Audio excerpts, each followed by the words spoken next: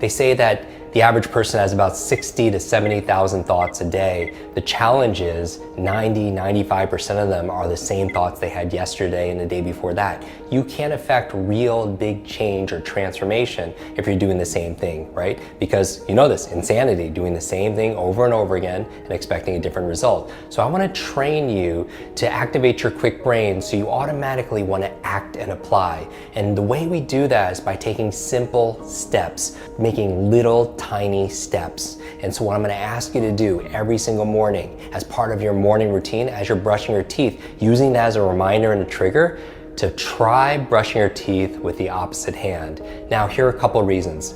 Number one, it trains you to be mindfully present. Now, what's the benefit of that? Most people are so distracted, but how do you maintain your focus and concentration in a world full of app notifications and social media alerts and all these different things that are vying for your attention?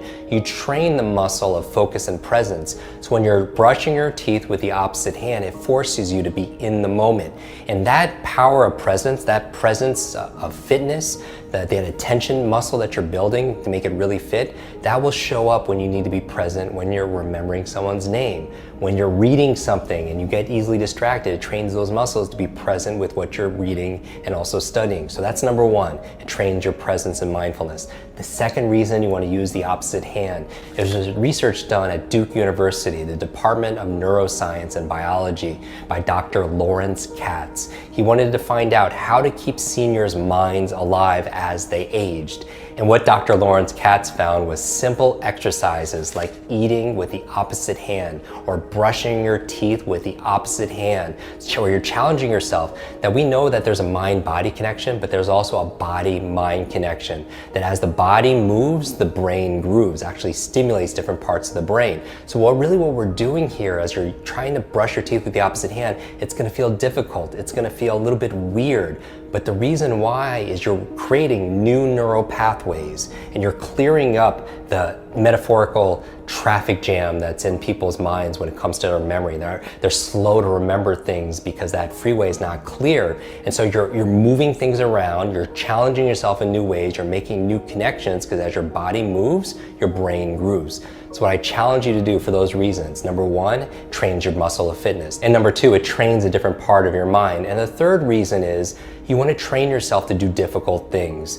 Because here, I do believe the point of doing these challenges is with challenge comes change. That the treasure you seek is found in the work you're avoiding. And it trains you to take on little difficult things, because if you want an easy life, you don't do easy things, right? The easy thing is to procrastinate, to put things off. But the hard thing is to do the hard things, is to do the work that you need to do. Because if you just do the easy things, life is hard. But if you do the hard things in life, life becomes easier. So you're training yourself in the first thing in the morning to do something difficult because you're training your muscles. So maybe it shows up in the areas where you need to make a call, a sales call, or you need to give a presentation, or maybe you need to fire somebody, have a difficult conversation with them. And so because you built that muscle of grit, so that's the third reason. If you want a different life, you need to change your habits, because first you create your habits and then your habits create you. And so if you get really good doing new things and creating new habits, what other things can you do? Maybe you could create a habit of mindfulness, a habit of saying, I love you, a habit of eating the right food, a habit of working out every single day. So at a meta level, you've developed the habit of creating empowering habits.